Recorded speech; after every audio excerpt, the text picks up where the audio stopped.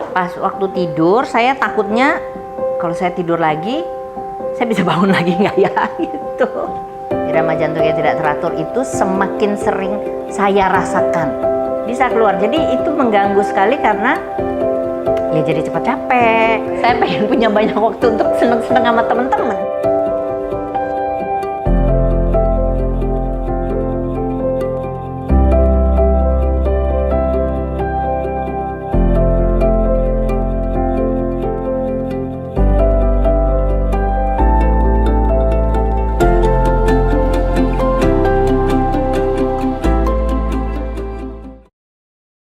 Halo, saya Aidia. Saya penyintas aritmia di Eka Hospital. Umur saya 55 tahun, kelahiran tahun 67, single mom. Anak saya kembar, kelahiran tahun 93. Yang satu, dua-duanya udah kerja.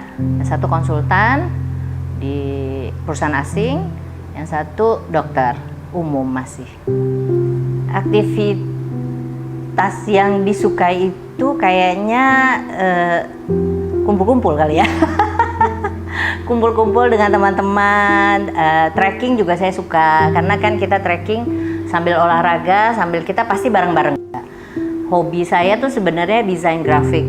Saya suka banget, dulu pekerjaan saya tuh desain grafik. Jadi desain grafik, kalau saya udah ngedesain, saya istilahnya lupa makan, minum pasti inget. Lupa makan, lupa segala macam, sampai bisa saya lakukan itu berjam-jam di depan komputer.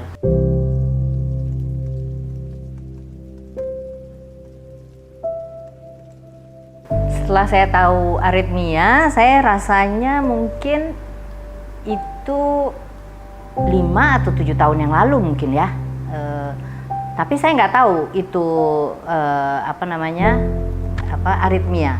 Karena pertama ya mungkin kegiatan saya banyak sekali, terus mungkin dari pagi sampai pagi atau dari pagi bisa sampai besokannya lagi, istilahnya lebih dari 24 jam, kadang-kadang melek lebih dari 24 jam. Justru abis capek-capek mau tidur atau sebelum tidur mungkin mau mandi atau apa gitu, nah itu baru keluar.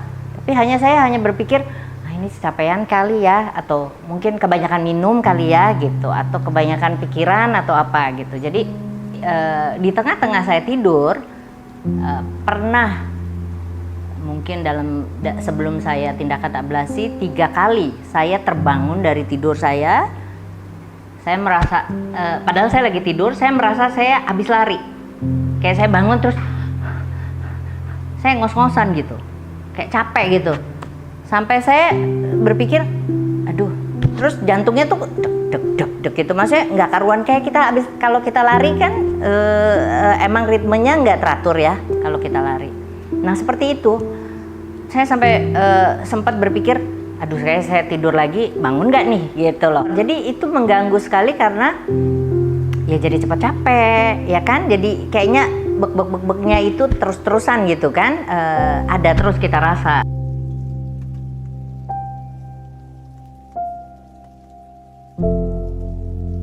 Jadi sebenarnya awalnya itu saya general check up aja, general check up, tapi khusus pada saat ke dokter jantung. Waktu itu saya ditanganin sama dokter Jansen.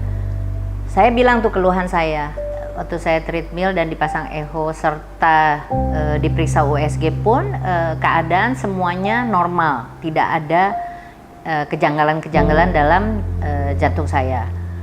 Pada saat itu dokter Jansen sudah sarankan saya untuk pakai halter.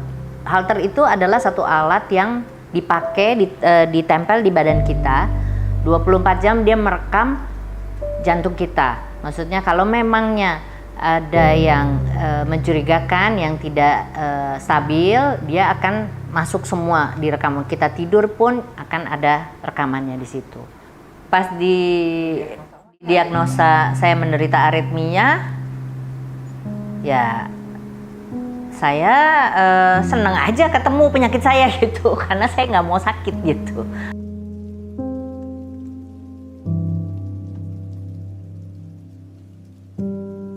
Prosedurnya seperti operasi, prosedurnya. Contoh, harus puasa dulu. Maksudnya tapi puasa cuman berapa jam itu ya, maksudnya bukan berapa hari. Harus puasa dulu, terus ya semua dicek, tekanan darah lah, bla bla bla, semua dicek semuanya.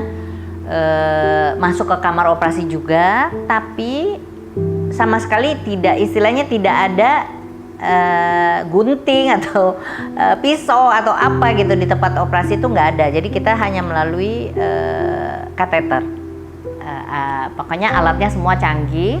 Pada saat diobatin, istilah mau dihilangkan, ada nyeri, ada rasa nyeri dan tertekan. Misalnya saya bilang aduh gitu ya, kalau misalnya pas perih gitu atau rasa ditekan.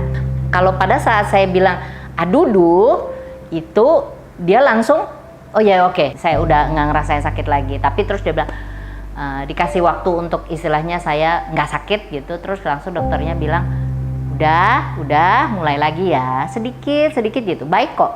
Dokternya sangat pengertian sama kita, nggak sampai kita aduh terus disikat terus, enggak. Selesai tindakan baru saya diopnam, maksudnya untuk pemulihan, dan dia mau cek ya, maksudnya oke atau enggak saya kondisinya. Besokannya dia tanya gitu pagi-pagi, gimana Bu, ini nih perih-perih dikit sih gitu. Oh ya nggak apa-apa, ya udah ntar sore pulang ya. Oke, gitu, enak banget gitu.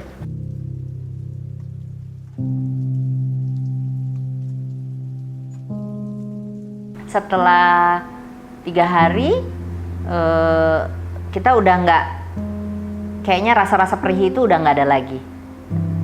Maksudnya di umur saya seperti ini, yang notabene saya dari muda saya sudah kerja keras untuk anak-anak saya.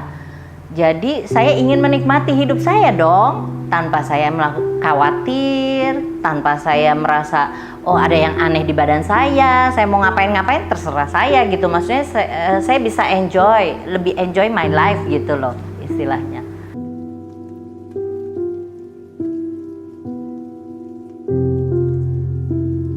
Kalau saya bilang untuk apa takut, saya berteman, berkelompok, let's say 10 orang, saya udah paling orang yang penakut banget dengan sakit.